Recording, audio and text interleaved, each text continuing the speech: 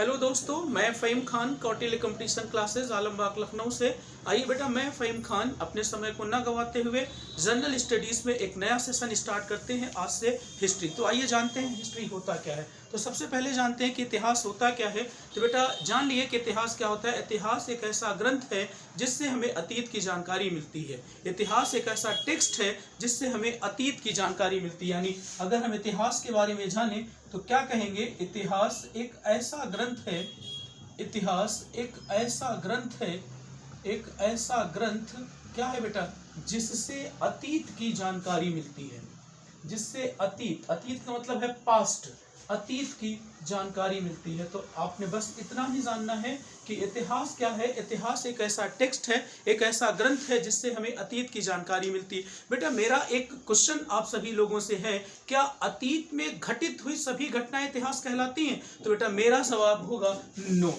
यानी अतीत में घटित सभी घटनाएं इतिहास नहीं कहलाती, बल्कि फिर इतिहास क्या है? तो बेटा इतिहास हम उसे कहेंगे फाइनली जिसका एक सोर्स हो और वो घटना निश्चित रूप से घटित हुई हो। यानी इतिहास हम किसे कहेंगे? इतिहास अतीत की जानकारी इतिहास तो है, बट सभी घटनाएं, यानी अतीत में जो सभी घटनाएं घटित हुई सभी घटनाएं इतिहास नहीं कहलाती, बल्कि इतिहास हम सिर्फ उस इवेंट्स को ही कहेंगे, उस घटना को ही कहेंगे जिसकी एक सोर्स हो, जिसका एक स्रोत मिले और बेटा क्या हो कि वो घटना निश्चित रूप से घटित हुई। तो इतिहास किसे कहेंगे?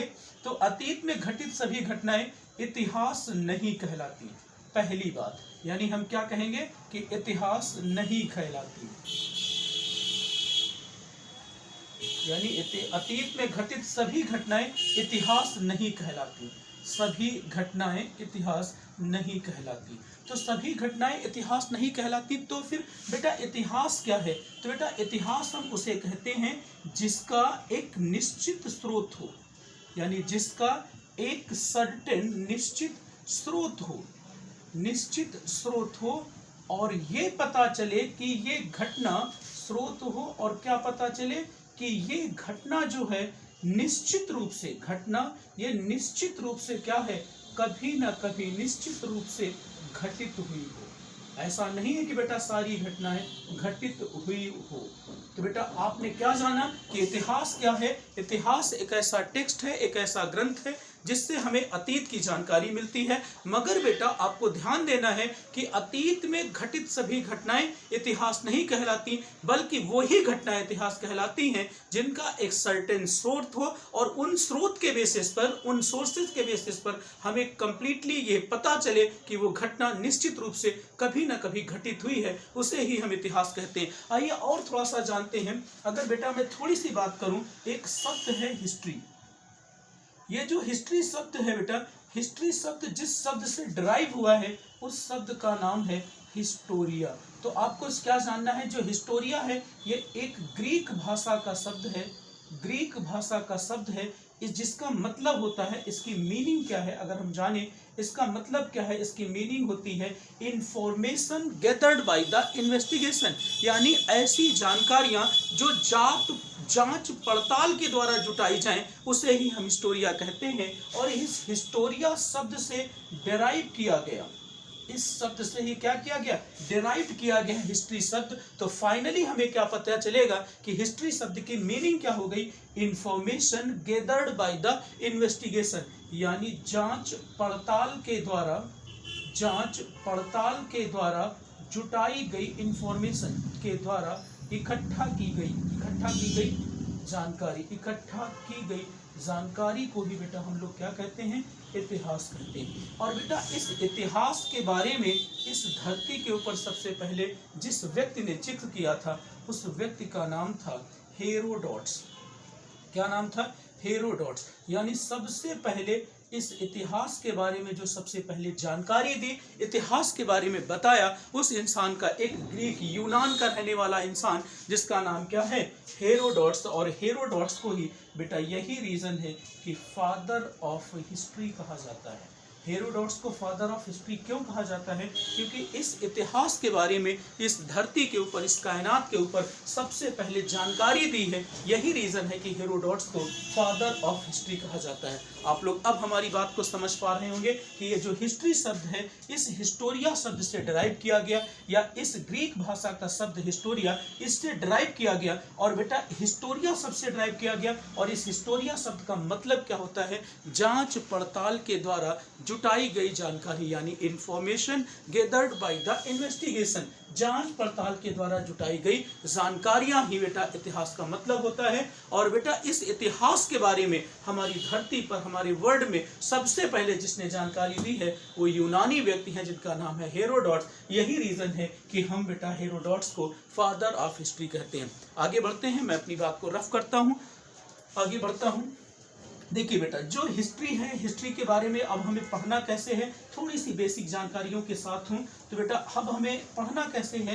तो बेटा जब हिस्ट्री की स्टडी की गई, तो जो बेटा हमारे हिस्टोरियन थे, हमारे इतिहासकारों ने किया क्या कि जो भारतीय इतिहास है, इस भारतीय इतिहास को 3 मेजर पार्ट्स में डिवाइड किया। यानी हमारे इतिहासकारों ने क्या किया कि हमारे इतिहास को 3 मेजर पार्ट्स में डिवाइड किया। और वो 3 मेजर पार्ट्स कौन कौन से हैं? अगर मैं उन 3 मेजर पार्ट्स की बात करूंगा तो बेटा सबसे पहले हमें पढ़ना होता है एंशिएंट इंडिया। क्या पढ़ना होगा? एंशिएंट इंडिया, यानी प्राचीन भारत पढ़ना होगा। और इस प्राचीन भारत में क्या क्या पढ़ना है, उन सब बातों का भी जिक्र करेंगे। दूसरा होगा बेटा मेडिवल इंडिया, यानी दूसरा जो मेजर पार्ट्स होगा वो होगा मेडिवल इंडिया, यानी कि मध्यकालीन भारत के बारे में हमें पूरा पढ़ना होगा। एंड थर्ड पार्ट जो हमारा होगा, जो एग्जाम के नज़रिए से सबसे ज़्यादा इम्पोर्टेंट पार्ट है इतिहास का, वो है बेटा मॉडर्न इंडिया। मॉडर्न इंडिया यानी इसको हम क्या बोलेंगे? आधुनिक भारत कहेंगे।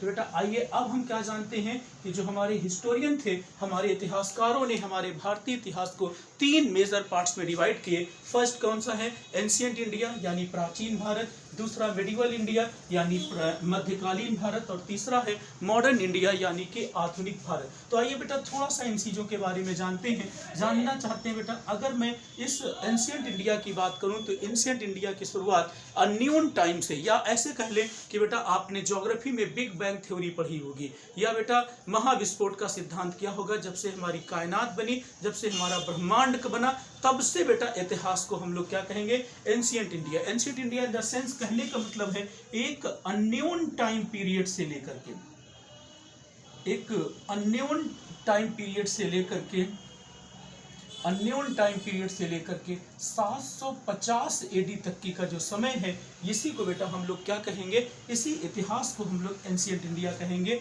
और 750 एडी से लेकर के मार्च 1707 एडी, यानी मार्च 1707 एडी। और यहाँ पर क्या होगा? यहाँ पर एक इंसान है जिसका नाम है औरंगजेब। और यहाँ पर क्या होगा कि 1707 में इस औरंगजेब की डेथ होगी। और जैसे ही डेथ होगी, जो बेटा इतिहास में एक शासन कर रहे होंगे मुगल साम्राज्य, ताश के पत्तों की तरीके से ढह गया। इतिहास क्या कहता है कि ताश को पत्तों की तरीके से खत्म हो गया, यानी कि फॉल ऑफ मुगल एम्पायर, यानी खत्म हो गया। और तीसरी बात करें बेटा, इसकी बात करें तो 1707 एडी से लेकर के 15 अगस्त 1947, और बेटा एक बात और पढ़ेंगे 26 जनवरी 1950 यहाँ पर हमारा संविधान लागू होगा। और एक बात और, 30 जनवरी 1948 को एक घटना घटेगी। यहाँ पर क्या होगा कि गांधी की हत्या हो जाएगी, गांधी की हत्या। तो इतिहास को इन 3 मेजर पार्ट्स में पढ़ना है। पहला हम क्या पढ़ेंगे? एंशिएंट इंडिया, दूसरा पढ़ेंगे मेडिवल इंडिया, और तीसरा क्या पढ़ेंगे? Modern India. अगर मैं एंशिएंट इंडिया के टाइम पीरियड की बात करूं तो एक अन्योन टाइम पीरियड से लेकर के 750 एडी तक की का जो समय है बेटा, इसको हम एंशिएंट इंडिया कहेंगे। दूसरा अगर मैं बात करूं तो 750 एडी से लेकर के 1707 एडी तक की का जो समय है, इसे हम मध्यकालीन भारत कहते हैं। और बेटा जो तीसरा है वो 1707 एडी से लेकर के 15 अगस्त 1947, इसको कई मेजर पार्ट्स में अगेन हम डिवाइड करेंगे, जब पर्टिकुलर हम मॉडर्न इंडिया की बात करेंगे तो वहाँ पर बात करेंगे। तो बेटा इस तरीके से क्या होगा, मुगल एम्पायर यानी कि मेडिवल इंडिया और मॉडर्न इंडिया को पढ़ेंगे। अब बेटा थोड़ी सी और बात की जाए तो थोड़ा सा और अगर इतिहास को ठीक से पढ़ा जाए, समझा जाए, अगर एग्जाम पॉइंट ऑफ व्यू से देखा जाए तो बेटा जो 3 सेशन है, इन 3 सेशन में जो सबसे इंपॉर्टेंट सेशन है, जो सबसे ज़्यादा एग्जाम में क्वेश्चन पूछता है बेटा, वो है आपका मॉडर्न इंडिया। यानी मॉडर्न इंडिया से हम कह सकते हैं कि सबसे ज़्यादा हमारे क्वेश्चन पूछे जाते हैं और इन्हीं के बेसिस पर हमें सब चीज़ों को देखना है। देखिए बेटा, तो मॉडर्न इंडिया के बारे में क्या है कि मॉडर्न इंडिया से सबसे ज़्यादा क्वेश्चन फ्रेम होते हैं और इसी को हमें देखना भी पड़ेगा। और बेटा बट मैं शुरुआत इसकी इस तरीके से ना करके दूसरे और तरीकों से करूंगा। बेटा अगर medieval India, modern India, ancient India, तो यहीं से बेटा अपनी बात को मैं ख़त्म नहीं कर रहा हूँ। बेटा फिर आगे मैं बात करता हूँ कि अगर टाइम पीरियड्स की बात की जाए तो बेटा जो सबसे लंबा टाइम पीरियड है, जैसा कि आपको यहाँ पर बोर्ड पर दिख भी रहा होगा, जो सबसे लंबा टाइम पीरियड है वो किसका है, एंशिएंट इंडिया का। मगर बेटा मॉडर्न इंडिया क्या है, मॉडर्न इंडिया एग्जाम के नजरिए से सबसे इंपॉर्टेंट। तो आइए बेटा मैं अपनी बात को थोड़ा सा और आगे बढ़ाता हुआ और अपनी बात को रखता हूँ और बेहतर तरीके से मैं इसको रफ करता हूँ। या एक बात और जान सकते हो कि जो ये बेटा एंशिएंट इंडिया है, इस एंशिएंट इंडिया को बेटा हिंदुओं का इतिहास भी कहा जाता है। क्या कहा जाता है, इसे हिंदुओं का इतिहास भी कहा जाता है। अगर हम इस मेडिवल इंडिया पर जाएंगे तो यहाँ पर जो दिल्ली सल्तनत होगी टोटल मुसलमानों का होगा, तो बेटा हम सीधे सीधे इस मेडिवल इंडिया को मुसलमानों का इतिहास कह सकते हैं। ये सब सारी बातें आप लोग और अच्छे से जानोगे इन फ्यूचर। जैसे जैसे हम लोग अपनी क्लास को आगे बढ़ाते जाएंगे, चीज़ें आपको और बेहतर तरीके से समझ में आती जाएंगी। तो आइए बेटा आगे बढ़ते हैं, रफ करते हैं, थोड़ा सा और जानने की कोशिश करते हैं। और मैं अपनी बात को जहाँ से रखूँगा वो होगी एंशिएंट इंडिया ही। तो आइए एंशिएंट इंडिया के बारे में थोड़ी सी और जानकारी करते हैं, समझते हैं चीज़ों को, आगे फिर बात को रखते हैं। तो देखिए बेटा हम लोग जो शुरुआत करेंगे टॉपिक की वो होगी एंशिएंट इंडिया। तो एंशिएंट इंडिया से मैं अपनी बात को रखता हूँ। बेटा देखिए जो अब हमारे हिस्टोरियन हैं, हमारे इतिहासकार हैं, हमारे इतिहासकारों ने जब इसकी स्टडी की तो बेटा इस एंशिएंट इंडिया को भी 3 मेजर पार्ट्स में डिवाइड किए। मगर इसको डिवाइड करने का जो बेस था, जो आधार लिया बेटा, वो बेस क्या था, जो पत्थर मिल रहे थे, पत्थर, और इन पत्थरों से बने हुए जो औजार थे, यानी पत्थरों से बने वीपन्स या औजार। बेटा समझिएगा कि हमारे इतिहासकारों ने इस एंशिएंट इंडिया को भी 3 मेजर पार्ट्स में डिवाइड किया। वो कौन कौन है आगे जानेंगे। और बांटने का, इतिहास को 3 पार्ट में बांटने का जो तरीका है मैं उसकी थोड़ी सी बात कर लेता हूँ। पत्थर और पत्थरों से बने औजार, और बेटा क्लाइमेट चेंज यानी जलवायु परिवर्तन के बेसिस पर जो हमारे इतिहासकार हैं, इन इतिहासकारों ने बेटा इस एंशिएंट इंडिया को 3 मेजर पार्ट्स में अगेन डिवाइड कर दिया। और वो बेटा क्या क्या है, जैसे मैं पहले बात करूंगा तो पहला होता है प्री हिस्टोरिक पीरियड। क्या है बेटा, प्री हिस्टोरिक पीरियड। और इस प्री हिस्टोरिक पीरियड को, और दूसरा बेटा क्या है, प्रोटो हिस्टोरिक पीरियड। दूसरा बेटा क्या है, प्रोटो हिस्टोरिक पीरियड। और बेटा जो लास्ट है उसको बोलते हैं बेटा हिस्टोरिकल पीरियड। आइए जानते हैं इन तीनों के बारे में। हिस्टोरिकल पीरियड, तो बेटा देखिए बेटा हम लोग जानते हैं प्री हिस्टोरिक पीरियड का है, इसको हिंदी की बात करें तो इसको बोलते हैं प्राग ऐतिहासिक काल। क्या बोलेंगे, प्राग ऐतिहासिक काल। दूसरा बेटा है आद्य ऐतिहासिक काल, इसको क्या बोलेंगे, आद्य ऐतिहासिक काल बोलते हैं। इसको क्या बोलते हैं, ऐतिहासिक काल। देखिए बेटा आइए जानते हैं इन तीनों के बारे में कि देखिए बेटा जो हमारे इतिहासकार थे, हमारे हिस्टोरियन थे, हमारे हिस्टोरियन ने पत्थर से बने औजारों और बेटा जलवायु परिवर्तन के बेसिस पर इस एंशिएंट इंडिया को भी 3 मेजर पार्ट से बांटा है। उन 3 मेजर पार्ट्स में सबसे पहले बात करेंगे प्राग ऐतिहासिक काल, दूसरी बात करेंगे आद्य ऐतिहासिक काल, और तीसरे नंबर पर बात करेंगे ऐतिहासिक काल की। तो आइए जानते हैं कि प्राग ऐतिहासिक काल क्या है। आइए समझ लेते हैं, बाद में मैं नोट कर दूंगा। तो प्राग ऐतिहासिक काल कहते किसे हैं, प्रोटो या प्री हिस्टोरिक एज कहते किसे हैं। तो प्री हिस्टोरिक एज ऐसे इतिहास को कहा जाता है, या प्राग ऐतिहासिक काल ऐसे काल को कहा जाता है जिस काल का कोई भी लिखित साक्ष्य नहीं मिलता। यानी प्राग ऐतिहासिक काल ऐसे इतिहास को कहेंगे जिसका कोई भी रिटन प्रूफ नहीं मिलता, लिखित साक्ष्य नहीं मिलता। इसका मतलब है कि हम कह सकते हैं कि इस प्राग ऐतिहासिक काल का जो मानव था, जो इंसान इंसान था वो बेटा उस इंसान को किसी भी लिपि का स्क्रिप्ट का ज्ञान नहीं था, या हम फाइनली कह सकते हैं वो पढ़ा लिखा नहीं था। पढ़ा लिखा नहीं था तो हम फाइनली क्या कहेंगे कि जो प्राग ऐतिहासिक काल का मानव था वो मानव एक असभ्य मानव था। तो फिर हमें बेटा जानकारी कैसे मिली, उसके बेसिस पर हम बात करेंगे, अवशेषों की बात करेंगे और इंस्क्रिप्शंस की बात करेंगे, तो सारी चीज़ों का हम लोग डिस्कशन करेंगे। तो प्राग ऐतिहासिक काल किसे कहते हैं आइए जान लेते हैं। बेटा ऐसा इतिहास, प्राग ऐतिहासिक काल किसे कहेंगे, ऐसा इतिहास जिसका कोई लिखित साक्ष्य नहीं मिलता, कोई भी लिखित साक्ष्य नहीं मिलता और नहीं मिलता तो इसी के बेसिस पर क्या कहेंगे कि जो मानव था इस समय का, ये मानव असभ्य मानव था। असभ्य मानव का मतलब है इस टाइप के मानव को बेटा ज्यादा मतलब कह सकते हैं कि असभ्य, अनसिविलाइज्ड, असभ्य मानव था। मानव क्या था, असभ्य था। तो बेटा जानकारी का स्रोत क्या है, तो बेटा इसके लिए जानकारी स्रोत है पुरातात्विक स्रोत है, आर्कियोलॉजिकल स्रोत के बेसिस पर हमें जानकारी पता चली है प्री हिस्टोरिक एज। तो प्रोटो हिस्टोरिक क्या है, प्रोटो हिस्टोरिक एज ऐसे इतिहास को कहा जाता है जिसके लिखित साक्ष्य तो मिलते हैं, जिसके लिखित साक्ष्य तो मिलते हैं बट उसकी स्क्रिप्ट को, उनकी लिपि को पढ़ा नहीं जा सका। जैसे कि फॉर एग्जाम्पल पर हड़प्पा सभ्यता, वैदिक सभ्यता क्या होंगे, इस प्री या प्रोटो हिस्टोरिक एज के ही हिस्से होंगे। तो प्रोटो हिस्टोरिक एज क्या किसे कहते हैं, ऐसा इतिहास, इसका मतलब क्या होगा, ऐसा इतिहास जिसके लिखित साक्ष्य तो मिलते हैं।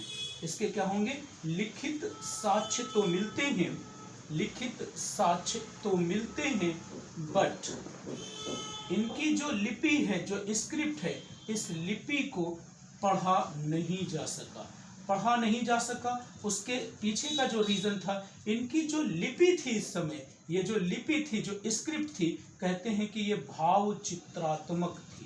भाव चित्रात्मक का मतलब है कि बेटा सिंबल्स का यूज किया जा रहा था ज्यादा से ज्यादा। जैसे मैं हड़प्पा सभ्यता की ही बात करूं तो हड़प्पा सभ्यता में मोर देन 450 यानी 450 से ज्यादा सिंबल्स का यूज किया गया। और बेटा कोई भी दुनिया की लैंग्वेज जिसमें नंबर ऑफ लेटर्स का यूज ज्यादा होगा वो लैंग्वेज अपने आप से टफ हो जाएगी। फॉर एग्जाम्पल कर हिंदी में 52 लेटर्स हैं, इंग्लिश में 26 लेटर है, तो इंग्लिश ज्यादा इसी होगी रेस्पेक्ट टू हिंदी। मीन्स कहने का मतलब है कि आदि ऐतिहासिक काल ऐसे इतिहास को कहते हैं जिसके रिटन साक्ष्य, लिखित प्रूफ तो मिलते हैं बट उसकी स्क्रिप्ट को समझ में या उसकी स्क्रिप्ट को पढ़ा नहीं जा सका। उसके पीछे का रीजन है कि बेटा उसकी जो लिपि है वो भाव चित्रात्मक है। भाव चित्रात्मक का मतलब है कि वो बेटा पूरी की पूरी लिपि सिंबल्स के फॉर्म में थी, यही रीजन है कि इसको पढ़ा नहीं जा सका। मगर जब हम इसके एग्जाम्पल्स की बात करेंगे तो बेटा हम कह सकते हैं कि इसके जो बेस्ट एग्जाम्पल हैं वो है हड़प्पा सभ्यता और बेटा वैदिक सभ्यता। तो आइए इन सब चीजों के बारे में भी हम लोग पढ़ेंगे। अब बेटा बात कर लेते हैं ऐतिहासिक पीरियड किसे कहते हैं। ऐतिहासिक पीरियड या ऐतिहासिक काल ऐसे इतिहास को या ऐसे काल को कहा जाता है, ऐसे काल को कहते हैं, ऐसे समय को कहते हैं जिसके लिखित साक्ष्य तो मिलते हैं, जिसके लिखित साक्ष्य तो मिलते हैं, लिखित साक्ष्य भी मिलते हैं और इनकी स्क्रिप्ट को मिलते हैं और इनकी जो स्क्रिप्ट है, इनकी जो स्क्रिप्ट है, स्क्रिप्ट को भी पढ़ लिया गया, स्क्रिप्ट को भी पढ़ा जा चुका है। जैसे फॉर एग्जाम्पल्स के तौर पर पढ़ेंगे कि 600 BC के बाद, 600 BC के बाद का इतिहास जो है बेटा पढ़ा जा चुका है। बाद का इतिहास क्या है उसे पढ़ा जा चुका। तो बेटा अब हमारी बात तीनों आपको समझ में आ गई होंगी कि हमारे जो हिस्टोरियन थे उन हिस्टोरियन ने किया क्या, पत्थर और उन पत्थरों से बने औजार, जलवायु परिवर्तन, इनके बेसिस पर हमारे इतिहास को यानी हमारी एंशिएंट इंडिया को 3 मेजर पार्ट्स में डिवाइड किया। पहला प्राग ऐतिहासिक काल, दूसरा आदि और थर्ड हिस्टोरिकल पीरियड। अब बेटा जान लेते हैं, अगर आपने जैसा देखा मैंने यहाँ पर बात की कि प्राग ऐतिहासिक काल ऐसे इतिहास को कहते हैं जिसका कोई लिखित साक्ष्य नहीं मिलता, साथ ही साथ हम कह सकते हैं कोई स्क्रिप्ट का साक्ष्य नहीं मिला। हम कह सकते हैं कि यहाँ का जो मानव था वो अनसिविलाइज्ड था, असभ्य मानव था।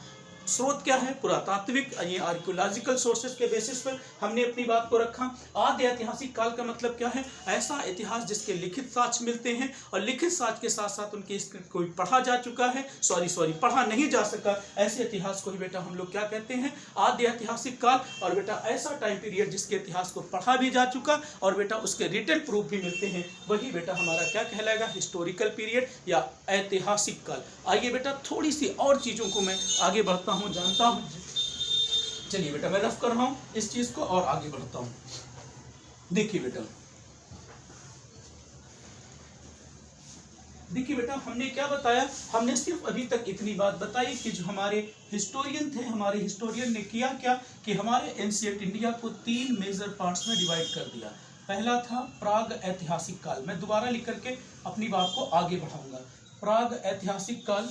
दूसरा क्या था? आद्य ऐतिहासिक काल यानी कि प्रोटो हिस्टोरिक काल, आद्य ऐतिहासिक काल था। और तीसरा पॉइंट जो है बेटा वो है ऐतिहासिक काल, ऐतिहासिक काल। तो आइए बेटा इस प्राग ऐतिहासिक काल की बात कर लेते हैं। ये मैंने डिस्कस कर लिया कि प्राग ऐतिहासिक काल कहते किसे। तो प्राग ऐतिहासिक काल की बात करें तो इस प्राग ऐतिहासिक काल को फर्दर 2 पार्ट में बांटा गया। एक क्या है? एक है बेटा पाषाण युग, पाषाण युग, और दूसरा है ताम्र युग। तो बेटा इस प्राग ऐतिहासिक काल को 2 मेजर पार्ट्स में बांटा गया है और वो कौन कौन है? एक है बेटा पाषाण युग यानी कि स्टोन एज और दूसरा है कॉपर एज। यानी एक क्या है बेटा? एक है आपका स्टोन एज और दूसरा है कॉपर एज। क्या है? Copper age. और बेटा जो पाषाण युग है बेटा, इस पाषाण युग को भी 3 मेजर पार्ट्स में हमारे इतिहासकारों ने डिवाइड किया है। कौन कौन है? तो आइए देखते हैं। पहला है पुरा पाषाण काल।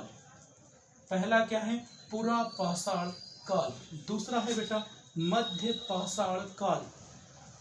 दूसरा क्या है? मध्य पाषाण काल। और तीसरा है नव पाषाण काल। तो आइए बेटा इनके बारे में हम जानना चाहते हैं। और बेटा जो ये पुरा पाषाण काल है, इस पुरा पाषाण काल को हमारे इतिहासकारों ने फिर से 3 पार्ट में डिवाइड किया है। पहला क्या है बेटा? एक बात और, अगर मैं इनको अंग्रेजी में डिफाइन करूं तो पुरा पाषाण काल को बोलेंगे पैलालिथिक एज, इसको बोलेंगे मेसोलिथिक एज, एंड लास्ट क्या बोलेंगे? Neolithic age. यानी पैलालिथिक एज, मेसोलिथिक एज और नियोलिथिक एज। इस पाषाण काल को या पैलालिथिक एज को 3 मेजर पार्ट्स में डिवाइड किया गया। पहला क्या है? निम्न पुरा पाषाण काल, निम्न पुरा पाषाण काल। दूसरा क्या है? मध्य पुरा पाषाण काल, मध्य पुरा पाषाण काल। और तीसरा है बेटा उच्च पुरा पाषाण काल। तो इस तरीके से हमारे इतिहासकारों ने डिवाइड किया है। तो बेटा अब हमारी बात आप सभी लोगों को समझ में आएगी कि बेटा जो हमारा प्राग ऐतिहासिक काल है उसको 2 पार्ट्स में डिवाइड किया। एक बेटा स्टोन एज के नाम से जाना जाएगा और दूसरा ताम्र युग यानी कॉपर एज के नाम से जाना जाएगा। जो हमारा स्टोन एज है, जो बेटा पत्थरों के हथियार मिले हैं, उन्हीं के बेसिस पर इनको 3 पार्ट में डिवाइड किया। पहला पुरा पाषाण काल यानी पैलालिथिक एज, दूसरा मध्य पाषाण काल यानी मेसोलिथिक एज, एंड तीसरा नियोलिथिक एज यानी नव पाषाण काल। इतनी बात समझ में आ गई होगी। अगर समझ रहे हैं तो पुरा पाषाण काल को फिर मैंने 3 पार्ट में डिवाइड किया है। एक है निम्न पुरा पाषाण काल, मध्य पुरा पाषाण काल और उच्च पुरा पाषाण काल। आइए बेटा अब जो इतिहास की, जो बच्चों की आज तक की सबसे बड़ी समस्या है, उस समस्या को सॉल्व करते हैं। जैसा कि ऑफलाइन क्लासेस में देखा गया कि बेटा बच्चे अक्सर यही कहते मिलते हैं कि सर हिस्ट्री की डेट्स नहीं याद होती। तो आइए थोड़ा सा डेट्स पर चर्चा कर लेते हैं, इनके टाइम पीरियड की बात कर लेते हैं और इनके डेट्स की भी बात करते हैं। तो देखिए बेटा मैं थोड़ा सा यहाँ पर रफ कर रहा हूँ और चीज़ों को समझाने की पूरी कोशिश करता हूँ। देखिए बेटा एक पर्टिकुलर पॉइंट ले लेते हैं, ये 0, और इस 0 से यहाँ बढ़ेंगे तो 1 होगा, यहाँ 2 बढ़ेंगे, इधर आएंगे तो -1 होगा, फिर आएंगे -2 होगा, फिर आएंगे -3। बस ये समझाने के लिए मैं अब इसको रफ कर देता हूँ। ठीक बेटा, देखिए डेट जब पढ़ते हैं तो बच्चों के पास दो समस्याएं होती हैं, एक तो एडी की और दूसरी बीसी की। एडी और बीसी क्या है, इनके बारे में जान लेते हैं। एडी का मतलब होता है एनो डोमिनी। एनो डोमिनी, या हम फाइनली कह दें कि जो ईसा मसीह थे उनके मृत्यु के बाद की घटनाएं। और बेटा यहाँ से जो घटनाएं हैं हम फाइनली कहेंगे कि जो ईसा मसीह थे, जो जीसस थे, जीसस के जन्म के पहले की घटनाएं हैं। ये क्या है, उनके जन्म से पहले की घटनाएं, जन्म से पहले की घटनाएं हैं। और बेटा यहाँ पर जाएंगे तो इनके जन्म की, इनके मृत्यु के बाद की घटनाएं हैं, मृत्यु के बाद की घटनाएं। तो बेटा अब हमें क्या है, जैसे थोड़ा सा और समझते हैं। जैसे मैं आज की बात कर लूँ, आज की बात करता हूँ, तो आज की अगर मैं बात करूँ, जैसे आज बेटा मैं बात करूँ तो आज डेट है बेटा 12 नवंबर 2020। तो मैं बात करूं तो आज अगर 2020 है, इसके मैं 500 साल पहले जाऊं तो कभी बेटा 1500 रहा होगा, कभी 1000 भी रहा होगा, और कभी ऐसी समय आया होगा कि 1 भी रहा होगा, और कभी ऐसा भी रहा होगा कि इसी 1 पर या इसी 0 पर बेटा क्या होगा, ईसा मसीह का जन्म हुआ होगा। और बेटा मैं थोड़ा सा एग्जाम्पल्स के तौर पर और समझाऊं तो जैसे मैं बात करूं MGB, MGB का मतलब है महात्मा गौतम बुद्ध का जन्म 563 BC में हुआ था। इससे क्या पता चल जाता है, 563 BC का क्या मतलब है कि महात्मा गौतम बुद्ध का जो जन्म था, उनका जो जन्म था ईसा मसीह के जन्म लेने के 563 साल पहले हुआ था। बस इतनी बेटा डेथ की बात कर लूं तो इनकी डेथ हुई है 483 BC में। क्या मतलब हुआ कि ईसा मसीह के जन्म लेने के 483 साल पहले महात्मा गौतम बुद्ध की डेथ हुई थी। और बेटा जो बीसी की डेट्स होती हैं, यहाँ देखिए 1 लिखेंगे, यहाँ 2, यहाँ 3, आप देखिए उल्टा चलेंगे। तो बेटा पहले बड़ी वाली डेट आएगी, फिर छोटी आएगी, इधर क्या होगा, छोटे से बड़े की तरफ जाएंगे। यही बेटा आपको समझना है। तो आइए बेटा टाइम पीरियड्स की बात कर लें। अगर मैं पूरा पाषाण काल की बात करूं तो इसका टाइम पीरियड बेटा पता चलता है कि एक अन्योन टाइम पीरियड से लेकर के लगभग 8000 BC तक की का जो समय है उसी को बेटा हम पूरा पाषाण काल का समय कहते हैं।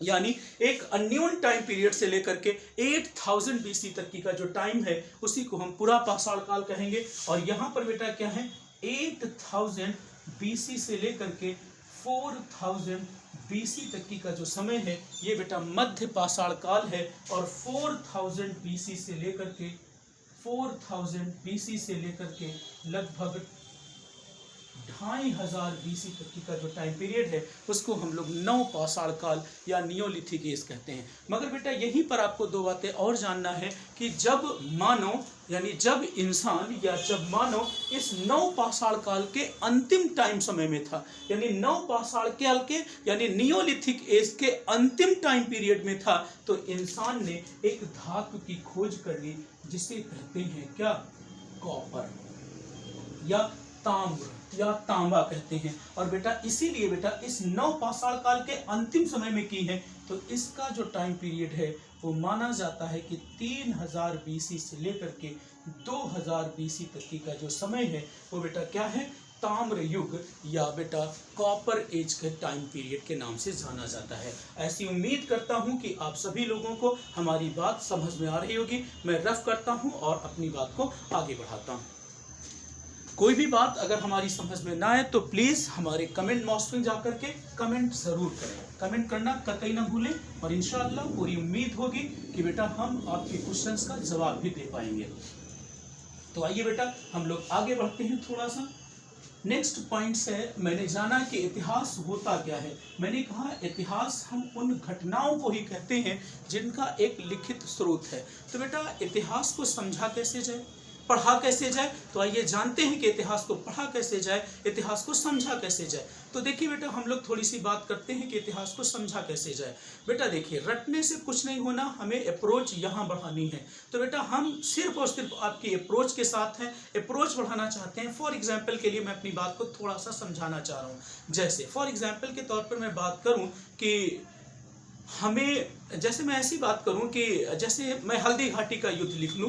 हल्दी घाटी का युद्ध 1576 AD में यानी 1576 AD में अकबर और महाराणा प्रताप के बीच में हुआ था। अकबर का सेनापति याद रखना बेटा मानसिंह था और महाराणा प्रताप का सेनापति हकीम खान था। इन दोनों के बीच में जब ये युद्ध हुआ, जानकारी कैसे पता चली, पता कैसे चला कि महाराणा प्रताप, बेटा मैं फहीम खान आपको अपनी बात बता रहा हूं तो ऐसे पता चला, या बेटा आपने पढ़ा? नहीं बेटा, याद रखना, हमें इतिहास को समझना है तो उसके स्रोतों को जानना बहुत जरूरी है। हमें यह पता होना चाहिए कि इतिहास की यह घटना पता कैसे चली। तो हल्दी घाटी के युद्ध की जानकारी हमें पता चलती है बदायूनी की एक किताब जिसका नाम है मुंतखाब उल तवारीख। तो मुंतखाब उल तवारीख में बेटा लाइव टेलीकास्ट, आंखों देखा हाल लिखा है बदायूनी ने। तो जानकारी का स्रोत है। मुगल साम्राज्य के बारे में जानकारी या अकबर के बारे में जानकारी कहां से मिलती? तो बेटा अकबर का नवरत्नों में से एक इंसान था जिसका नाम था अबुल फजल की एक किताब जिसका नाम है अकबरनामा। तो बेटा अकबरनामा से हमें क्या पता चला? अकबर के बारे में जानकारी मिली। तो बेटा हमें इतिहास को समझना है तो हम बेटा क्या करेंगे कि इतिहास के स्रोत जाने, पहले इतिहास की जानकारी हमको कहां से मिली। अगर हम अपनी इस बात पर ही अमल पा गए, या मतलब जानकारी या स्रोतों के बारे में जान लिए, तो यकीन जान लो इतिहास एक इंटरेस्टिंग सब्जेक्ट और वेरी वेरी इंटरेस्टिंग, बहुत ही अच्छा लगेगा, पढ़ने में भी मजा आएगा। वादे के साथ कोशिश करनी है कि इतिहास की कोई भी घटना आपको रटनी नहीं, एक इवेंट्स को दूसरे इवेंट से जोड़ करके ही हमें पढ़ना है। और बेटा यही नहीं, हमें करंट इश्यूज, वैसे ज्योग्राफी हिस्ट्री में कोई भी करंट इश्यूज की बात नहीं करेंगे हम लोग, क्योंकि करंट अलग चीज है, तो करंट इश्यूज की बात नहीं करेंगे। करंट इश्यूज हम लोग ज्योग्राफी में साथ में लेते हैं कि भारत के नजरिए से और वर्ल्ड लेवल पर नजरिए, तो यहाँ पर करंट के इश्यूज की थोड़ी सी बात कम करेंगे। तो आइए जानते हैं बेटा इतिहास को जानने के स्रोत क्या होते हैं। तो नेक्स्ट बात पढ़ते हैं कि इतिहास को जानने के स्रोत। तो बेटा इतिहास को जानने के जो स्रोत हैं वो क्या हैं? स्रोत यानी स्रोत, बेटा जानते हैं कि इतिहास को जानने के स्रोत बहुत से होते हैं। कौन कौन से होते हैं हम उनका थोड़ा सा जिक्र करते हैं एक रफली आइडिया पे, और फिर उनको डीप में पढ़ते हैं। तो बेटा सबसे पहली बात करें कि इतिहास को जानने के जो मुख्य स्रोत हैं, सबसे पहले हम लोग पढ़ेंगे अभिलेखों के बारे में। क्या पढ़ेंगे? अभिलेख। और इन अभिलेखों को ही बोलते हैं इंस्क्रिप्शन। इन इंस्क्रिप्शंस के बारे में पढ़ेंगे। दूसरी घटना जो हम इतिहास के बारे में जानेंगे वो है बेटा अवशेष। अवशेष का मतलब है फॉसिल्स के बारे में हम लोग जानेंगे। तीसरी इंपॉर्टेंट घटना होगी मूर्ति कला के बारे में हम लोग पढ़ेंगे। मूर्ति कला का मतलब है स्टेचू। तीसरी घटना जो बेटा पुराने कॉइन्स मिले हैं हमको, यानी जो सिक्के मिले हैं, इन सिक्कों के आधारों पर भी जानेंगे। नेक्स्ट स्टेचू, मूर्ति कला है बेटा। नेक्स्ट है हमारी चित्रकला। चित्रकला का मतलब है हम इस आर्ट्स के बेसिस पर भी जानेंगे बेटा। और भी बेटा मैं बात करूं तो बेटा चित्रकला के अलावा बेटा हमें जो सोर्सेस पढ़ने पड़ेंगे वो होंगे बेटा बिल्डिंग्स यानी कि इमारतें। बिल्डिंग्स यानी कि इमारतें। और बेटा मैं एक बात थोड़ा सा मेरे माइंड से स्किप हुई है कि जो इतिहास को जानने के स्रोत होते हैं, फाइनली अगर मैं स्रोत की बात करूं, बेटा यहाँ पर दिख रहा है आप लोगों को, यहाँ पर स्रोत की अगर मैं फाइनली बात करूं तो स्रोत कितने तरीके के हैं? 2 तरीके के। मेनली हम लोग 3 तरीके के स्रोत पढ़ेंगे। मैं आगे रख कर देता हूँ बेटा। जो ये स्रोत हैं, इन स्रोतों को ही बोलेंगे पुरातात्विक स्रोत। क्या जानेंगे? पुरातात्विक स्रोत। इनको क्या बोलेंगे? पुरातात्विक स्रोत, यानी कि आर्कियोलॉजिकल सोर्सेस। इनको क्या बोलेंगे? Archaeological sources. यानी आर्कियोलॉजिकल सोर्सेस के तहत हमें पढ़ना पड़ेगा, अभिलेखों के बारे में हमें पढ़ना पड़ेगा, अवशेष के बारे में जानना पड़ेगा, हमें मूर्तियों के बारे में जानना पड़ेगा, मूर्ति कला के बारे में जानना पड़ेगा, हमें कॉइन्स, चित्रकला, और बेटा लास्ट पॉइंट अगर मैं बात करूं बिल्डिंग्स या और इमारतों के बारे में भी जानना पड़ेगा। अगर मैं दूसरे स्रोत की बात करूं, अगर पहले ये कर लूं, तो दूसरे बेटा हमारे होते हैं साहित्यिक स्रोत। क्या होते हैं बेटा? साहित्यिक स्रोत। और साहित्यिक स्रोत को हम लोग अंग्रेजी में बोलेंगे लिटरेरी सोर्सेस। क्या पढ़ेंगे बेटा? Literary sources. और इन लिटरेरी सोर्सेस में भी हम 3 तरीके से या 2 तरीके से इनकी बात को रखेंगे। 2 ही तरीके से पढ़ लेंगे बेटा। एक तो होंगे रिलीजियस बुक्स। क्या होंगी बेटा? रिलीजियस बुक्स के बारे में जानेंगे, यानी कि धार्मिक ग्रंथों के बारे में हमें यहाँ पर स्टडी करनी पड़ेगी। यानी क्या होंगे? धार्मिक ग्रंथ। तो हमें बेटा धार्मिक ग्रंथ जानने होंगे। दूसरा होगा गैर धार्मिक ग्रंथ, यानी कि रिलीजियस में दूसरी कौन सी होंगी? Non religious books. दूसरी हमारे पास क्या होंगी, नॉन रिलीजियस बुक्स, यानी कि इसको हम लोग बोलेंगे गैर धार्मिक बुक्स या किताबें। अब बेटा देखिए, हमें गैर धार्मिक में बेटा जैसे हमें तमाम राइटर्स की किताबें हैं, जैसे कल्हड़ की राज तरंगिणी, तो कल्हड़ की राज तरंगिणी से हमें जम्मू कश्मीर का इतिहास पता चलता है। बेटा नारायण पंडित की हितोपदेश है, बेटा विष्णु शर्मा की पंचतत्व है, कौटिल्य का अर्थशास्त्र है, मालविका मित्रम ऋत संहार, बेटा अभिज्ञान शकुंतलम, ऐसी तमाम किताबें हैं जो हमें इस इतिहास के बारे में या नॉन रिलीजियस बुक्स होंगी, जिससे बेटा इन किताबों से हमें अपने भारतीय इतिहास की जानकारी मिलेगी। अगर बेटा मैं इन रिलीजियस बुक्स की बात करूं तो इन रिलीजियस बुक्स को भी 3 मेजर पार्ट्स में हमें पढ़ना पड़ेगा, और वो होंगे कौन कौन। एक तो होगा बेटा ब्राह्मण ग्रंथ। ब्राह्मण ग्रंथ का मतलब है हिंदू धर्म से जुड़े हुए जितने भी ग्रंथ हैं, जैसे वेद हैं, वेदों को समझने के लिए वेदांग बनाए गए जिनकी संख्या 6 है, यानी वेद वेदांग। उपनिषद संख्या 108, 13 इंपॉर्टेंट। पुराण 18 पढ़ने बेटा। ये सब क्या हैं, ये स्रोत हैं। महाकाव्य महाभारत और रामायण है बेटा। इनके अलावा भी बहुत सी चीजें पढ़नी पड़ेंगी। इसके अलावा हमें बौद्ध ग्रंथ पढ़ने पड़ेंगे, यानी बौद्ध ग्रंथ से हमें क्या क्या जानकारी मिलती है। और तीसरी हमें क्या पढ़नी पड़ेगी, जैन ग्रंथ। तो बेटा हम क्या देख रहे हैं, हम देख रहे हैं कि इतिहास को समझने के लिए 3 मेजर सोर्सेज हमें पढ़ने पड़ेंगे। एक तो होंगे आर्कियोलॉजिकल सोर्सेज, दूसरे क्या होंगे साहित्यिक सोर्सेज या लिटरेरी सोर्सेज, एंड तीसरे जो होंगे वो होंगे बेटा विदेशी यात्रियों का वर्णन। तो नेक्स्ट पॉइंट यानी जो सोर्सेज के तहत हमें तीसरी इंपॉर्टेंट बात पढ़नी है वो होगी बेटा विदेशी यात्रियों का वर्णन। मैं रफ कर रहा हूँ थोड़ा सा और बेटा आगे बढ़ता हूँ। इतिहास को जानने के जो तीसरे हमारे पास स्रोत हैं वो बेटा क्या हैं, वो होंगे बेटा विदेशी यात्रियों का वर्णन। अब बेटा विदेशी यात्रियों का वर्णन जब पढ़ेंगे तो विदेशी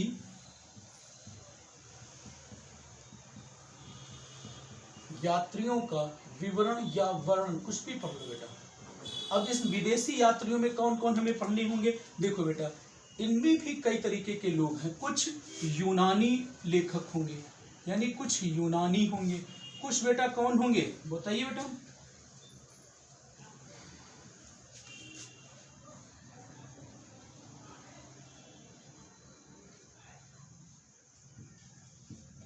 चीनी होंगे,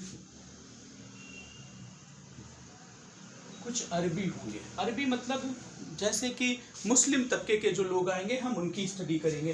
तो इस तरीके से बेटा हम लोग क्या करेंगे, विदेशी यात्रियों के वर्णन में हमें यूनानी व्यक्ति जो भारत में आए या बेटा पूरी दुनिया के अंदर इतिहास के बारे में अगर कोई भी बात की है हम उसकी स्टडी करेंगे। बेटा अरबियों के बारे में, अरबी इन द सेंस मुस्लिम्स की बात करेंगे तो कोई ऐसा मुस्लिम जो भारत आया है जैसे कि इब्न बतूता 1333 AD में मोहम्मद बिन तुगलक के समय में आया, रेहला नाम की किताब लिखी और मोहम्मद बिन तुगलक के इतिहास का बेस्ट स्रोत है बेटा। ऐसे पढ़ेंगे जैसे महमूद गजनवी की सेनाओं के साथ में अल बरूनी आया। अल बरूनी की किताब किताबुल हिंद बेटा भारत के इतिहास को समझने के बेस्ट बुक्स में उसका नाम आता है बेटा। ये पहला मुस्लिम था अल बरूनी जिसने पुराणों का अध्ययन किया, मानसूनी हवाओं की जानकारी दी। तो इस तरीके से बेटा हम यूनानी इतिहासकार, अरबियन इतिहासकार, अरबियन इन द सेंस मुस्लिम इतिहासकार एंड चीनी इतिहासकार। चीनी इतिहासकार इन द सेंस में कहने का मतलब है ऐसे राइटर जो चीन से चल करके आए, जैसे इत्सिंग होगा, फाहियान होगा, हेनस्वांग होगा, ऐसे तमाम लोग जो बेटा इतिहास की जानकारी देते हैं हमें उनकी स्टडी करनी पड़ेगी। तो आइए बेटा हम लोग इतिहास के जानने के सोर्सेज पढ़ लिए। 3 सोर्सेज हैं, archaeological sources, literary sources and क्या है, विदेशी यात्रियों का विवरण यानी डिस्क्रिप्शंस ऑफ फॉरेनर, यानी विदेशी यात्रियों का विवरण। और इसका मतलब क्या है कि तमाम विदेशी बेटा हमारे देश भारत आए, भारत को देखा, करीब से देखा और उसके बारे में जाना, और इतना करने के बाद में हमारे भारत का बखान किया, बड़े बड़े लेवल पर बातें बताई। तो ऐसे लोगों के बारे में भी हमें क्या है, या इन लोगों से भी हमारे भारतीय इतिहास की जानकारी मिलती है। तो आइए बेटा हम स्टार्ट करते हैं सोर्सेज। और सोर्सेज में सबसे पहली हेडिंग पुरातात्विक स्रोत। और पुरातात्विक स्रोतों में बेटा पहला टॉपिक जो आज का हमें पढ़ना है पुरातात्विक स्रोत। तो पहला सबसे हमें क्या पढ़ना है, पुरातात्विक सोर्सेज यानी स्रोत। और इसके तहत बेटा जो हमें है पढ़ना है आर्कियोलॉजिकल सोर्सेज। Archaeological sources. तो आर्कियोलॉजिकल सोर्सेस के तहत हम लोग पढ़ लेते हैं। आर्कियोलॉजिकल सोर्सेस के तहत सबसे पहले हमारी हेडिंग रहेगी अभिलेख। अभिलेख का मतलब है इंस्क्रिप्शन, यानी इंस्क्रिप्शंस के बारे में हम लोग जान लेते हैं। इंस्क्रिप्शंस के बारे में जानते हैं। अभिलेख क्या होते हैं, जैसे कि बेटा अशोक का 13वां अभिलेख, अशोक का 13वां अभिलेख। तो अशोक के 13वें अभिलेख से हमें क्या पता चलता है, अशोक के 13वें अभिलेख से पता चलता है कि अशोक ने कलिंग पर अटैक किया था, कलिंग पर हमला किया था। कब बेटा, अपने राज्याभिषेक के 8वें वर्ष में, यानी 261 बीसी में अशोक ने क्या किया, कलिंग पर अटैक किया। तो अभिलेख क्या हैं, इन अभिलेखों से हमें इतिहास की जानकारी मिलती है। तो आइए सबसे पहली बात पढ़ते हैं कि 1837 एडी में, कब बेटा, 1837 एडी में एक व्यक्ति जिसका नाम था जेम्स प्रिंसेप। तो जेम्स प्रिंसेप के द्वारा, कब बेटा, 1837 एडी में जेम्स प्रिंसेप के द्वारा अशोक के अभिलेखों को, अशोक के अभिलेखों को सबसे पहले पढ़ा गया। अशोक के अभिलेखों को क्या हुआ बेटा, सबसे पहले पढ़ा गया। अब बेटा अशोक के अभिलेखों को या इन रिकॉर्ड्स को या इंस्क्रिप्शंस को सबसे पहले पढ़ने में सफलता किसने हासिल की, 1837, 1837 एडी में जिसने सबसे पहले सफलता हासिल की वो बेटा कौन था, जेम्स प्रिंसेप नाम का एक व्यक्ति जिसने सबसे पहले सफलता हासिल की। तो आइए कुछ अभिलेख का एग्जाम्पल के साथ मैं अपनी बात को रख रहा हूं। जैसे पहला था एरड़ अभिलेख। एरड़ अभिलेख के बारे में जान लेते हैं क्या है। तो एरड़ अभिलेख बेटा भारत में गुप्त एम्पायर का शासन था, यानी गुप्ताज एम्पायर भारत में शासन कर रहे थे। और एरड़ अभिलेख कहाँ मिला, 510 एडी में। इससे पता क्या चलता है, इससे पता चलता है कि भारत में सती प्रथा का प्रथम लिखित साक्ष्य था। प्रथम क्या था, यह लिखित प्रूफ था किस चीज का, सती प्रथा का प्रथम लिखित। हम ये नहीं कह रहे हैं कि इसके पहले सती प्रथा भारत में नहीं थी, इसके पहले भी भारत में सती प्रथा रही होगी, मैं नकार नहीं रहा हूं, बट बेटा सती प्रथा का जो फर्स्ट लिखित प्रूफ मिला, रिटन साक्ष्य मिला, वो 510 एडी में क्या है, एरड़ रिकॉर्ड। यानी एरड़ रिकॉर्ड से हमें जानकारी मिलती है कि बेटा एक सैनिक था जिस सैनिक का नाम है गोपराज। तो गोपराज नाम के एक सैनिक की पत्नी के सती होने का उल्लेख यहाँ पर मिलता है। और भी मैं कुछ बात करूं तो बेटा एक है जैसे हाथी गुम्फा अभिलेख। हाथी गुम्फा अभिलेख, हाथी गुम्फा अभिलेख जो है बेटा ये कलिंग शासक, एक कलिंग का शासक था, कलिंग शासक का नाम था खारवेल। तो खारवेल के विषय में जानकारी मिलती है, कलिंग का शासक था। और मैं थोड़ी सी बात करूं, जैसे मैं बात करूंगा तीसरा अभिलेख की बात करूं, जैसे बेटा जूनागढ़ अभिलेख। जूनागढ़ अभिलेख, ये जो जूनागढ़ अभिलेख है, इस जूनागढ़ अभिलेख से किसका है बेटा, एक शक शासक था, शक शासक है रुद्र दामन टू। तो रुद्र दामन टू का ये रिकॉर्ड है। इसमें पता क्या चलता है कि बेटा एक इंसान था चंद्रगुप्त मौर्य, और इस चंद्रगुप्त मौर्य ने क्या किया था, सौराष्ट्र में, सौराष्ट्र का मतलब जूनागढ़ में, सौराष्ट्र में एक सुदर्शन झील का निर्माण कराया था। क्या किया है बेटा, सुदर्शन झील का निर्माण कराया, किसने, चंद्रगुप्त मौर्य से। रिकॉर्ड पता कहां से चला, जूनागढ़ अभिलेख से ये बात पता चलती है कि बेटा चंद्रगुप्त मौर्य ने सौराष्ट्र में एक सुदर्शन झील का निर्माण कराया था। एक छोटा सा क्वेश्चन जो पीसीएस 2016 या 17 में पूछा गया, उत्तर प्रदेश पीसीएस में पूछा गया कि इस सुदर्शन झील का जीर्णोद्वार किसने कराया था। तो याद रखना इसका जो जीर्णोद्वार था, किसका बेटा, सुदर्शन झील का जीर्णोद्वार। मैं पढ़ा दे रहा हूं, सुदर्शन झील का जीर्णोद्वार, जीर्णोद्वार बिना किसी कॉस्ट के जिसने कराया था उसका नाम था रुद्र दामन टू। तो बेटा इस तरीके से बेटा क्या होगा, हमें इनके बारे में जानना पड़ेगा। जैसे ऐहोल अभिलेख, एक और है ऐहोल अभिलेख। ऐहोल अभिलेख क्या है बेटा, ऐहोल अभिलेख में पुलकेशिन द्वितीय और हर्षवर्धन, यहां पर क्या है, पुलकेशिन द्वितीय पुलकेशिन द्वितीय एंड हर्षवर्धन की जानकारी मिलती है, हर्षवर्धन की जानकारी मिलती है। इसी तरीके से बेटा और भी, जैसे एक रिकॉर्ड है प्रयाग प्रशस्ति रिकॉर्ड। प्रयाग प्रशस्ति रिकॉर्ड किसका है? एक गुप्त एम्पायर का शासक है जिसका नाम था समुद्रगुप्त। समुद्रगुप्त का दरबारी कवि है हरिशेर। तो हरिशेर के द्वारा लिखा गया, या हरिशेर ने उसमें लिखा कि जो समुद्रगुप्त है भारत में जितने भी युद्ध लड़े हैं कोई भी युद्ध नहीं हारा। यही रीजन था कि समुद्रगुप्त को भारत का नेपोलियन कहा है। किसने? हरिशेर ने अपने प्रयाग प्रशस्ति में लिखा कि बेटा समुद्रगुप्त ने कोई भी युद्ध, जितने भी युद्ध उसने भारत में लड़े हैं कोई भी युद्ध नहीं हारा, इसलिए उसे भारत का नेपोलियन कहा जाता है। और मैं बात करूं जैसे बोगासकोई रिकॉर्ड, बोगासकोई रिकॉर्ड माइनर एशिया या मिडिल एशिया में मिला, जिससे हमें पता चलता है कि बेटा जो वैदिक देवता हैं उन वैदिक देवताओं के बारे में हमें जानकारी मिलती, जैसे इंद्र, वरुण, नासक। कहाँ से मिलती है? बोगासकोई रिकॉर्ड से हमें वैदिक देवताओं की जानकारी मिलती है। और मैं बात करूं बेटा अशोक का 13वां अभिलेख, अशोक के 13वें अभिलेख से बेटा हमें क्या पता चलता है कि बेटा अशोक ने अपने राज्याभिषेक के 8वें वर्ष में बेटा क्या किया था? कलिंग पर अटैक किया था। तो बेटा यही क्या है? ये अभिलेख हैं। इन अभिलेखों से हमें भारतीय इतिहास की जानकारी मिली है और बेटा ये हमारे इतिहास को समझने का एक बेस्ट स्रोत है। और इन्हीं स्रोतों के बेसिस पर हमारी हिस्टोरियन ने, हमारे इतिहासकारों ने क्या हमारे इतिहास के बारे में बताया है। बेटा आज के लिए इतना ही रखते हैं। इसके आगे नेक्स्ट क्लास पर हम लोग कल मिलेंगे नेक्स्ट क्लास में। आज के लिए इतना ही रखते हैं। अगर हमारी कोई बात ना समझ में आई हो तो बेटा प्लीज एक रिक्वेस्ट है कि हमारे कमेंट बॉक्स में जाकर के कमेंट जरूर करें। और दूसरी बात है, अगर हमारा वीडियो आपको पसंद आया हो तो लाइक करें, शेयर करें, सब्सक्राइब करें। गुड नाइट, शब्बा खैर, शुभ रात्रि। मिलते हैं नेक्स्ट वीडियो में।